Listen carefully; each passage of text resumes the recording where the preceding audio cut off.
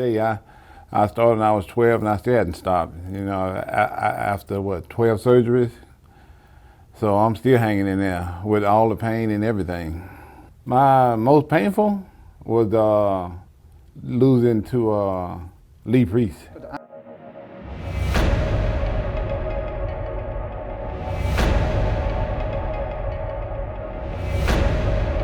Analyze what I was doing. Okay, I'm training 3 days a week and this is happening. I'm training 4 days a week. Analyze what happens.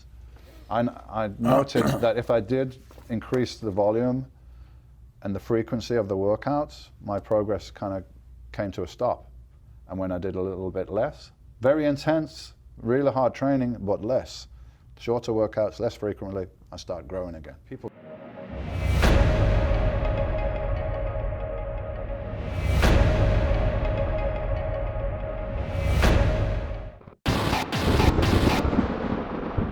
Şu an evet omuz kaslarını görüyoruz. Aslında şu an rotator cuff grubu olarak adlandırdığımız kas grubunu anlatacağım.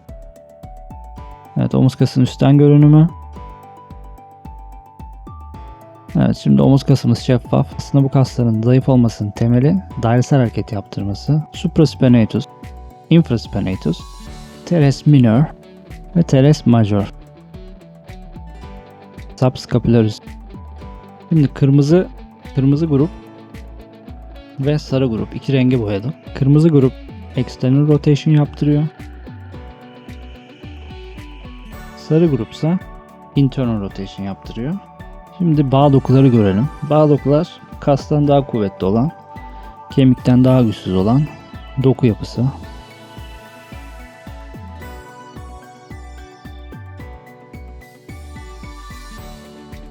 Infraspinatus'un aksiyonunu görelim.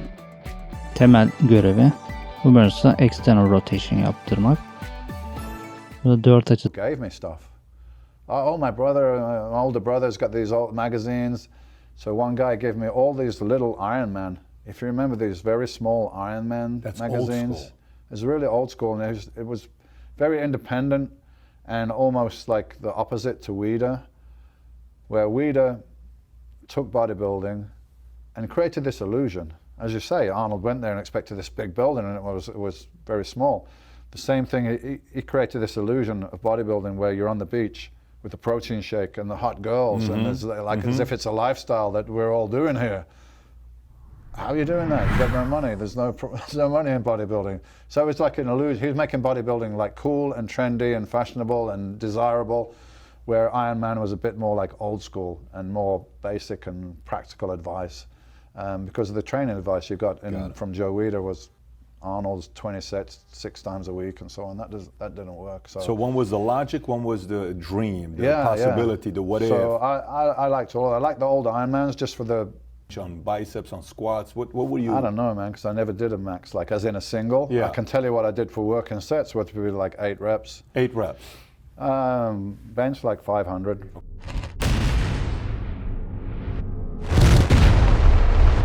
You watch NBA players, or I don't know if you watch NBA, or you watch a certain sport.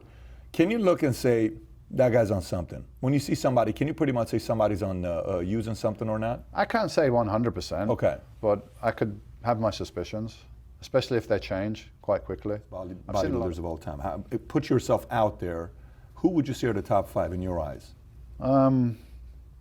Sergio. Olivia. Yeah. Buy Arnold's chest routine and get a chest like Arnold. Like, no, you can't do that, man. You know, Arnold is Arnold. You should come over to England and train with me, because he didn't listen to me for about 5 or 6 years. Then he came out and he had some injuries, and I'm like, Chris, no, it's not happening now, man. It's too late. Yeah. I don't really do bodybuilding myself these days, because I have some injuries and I don't feel it's really what I need. So you're not hitting weights at all right now? No, because it got to a point where I felt it wasn't really benefiting me. I got a pretty bad shoulder injury. I got a detached supraspinatus, which makes that shoulder very, very weak. I tore a bicep on this left side. I tore a tricep. So this left side is much weaker than the right side. So it's not about being how big you are and none of that stuff, as you know, when it comes to the sport of bodybuilding. It's about the overall package. I'm not a big dude, you know, but I'm very, very hard to beat when I'm at my best. Right. So when when I start getting a little body like this, and I seen all those girls screaming, I wanted the girls too. So that's all I wanted and thought about back then, is trying to get a girlfriend. Now, is that a big part of the life of a bodybuilder? Is that what it is? A lot of play, a lot of girls, a lot of partying? No. That's the beginning of my career. That's not now. I can not right now, but I'm talking about 25, 30, 35. Is that still where the reaction you're getting is nonstop? Of course you get that. Of course. You get all these girls out there that's like, people, that says, ooh, that's gross, but behind closed doors, they want to see what the muscles feel like. Behind closed doors. Yeah. So why don't you look at this? And Dorian, I respect him a lot, but when you look at these two, what do you notice from the 90s to today? I mean, this is obviously where you were competing versus when these guys were competing. What's the biggest difference? Well, the biggest difference from what you see today is today you'll see literally every photo from a show, unedited, raw. Back then, every photo you saw was out of a magazine, chosen, edited. That's a very good point. You know what I mean? That's a very good point. For marketing purposes. Yeah, very good point. So you can't really. Social media has changed the game on how you can even compare the two, to be honest. And all this stuff. But what is the biggest difference between Oxygen Gym and Gold's Gym, Venice, Santa Monica? Man, it's just. When somebody puts love into something, you can tell. When somebody puts passion into something, you can tell.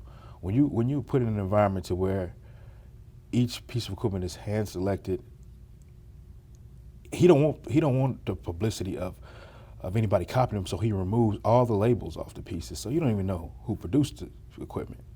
I got a part of it. I'm not going to play the whole thing because it'll be 6 minutes. I got the 50-second part of it, and then we can go from there. And obviously, I got a lot of other topics I want to go into with you, but let's start off with our buddy here, Sean Ray.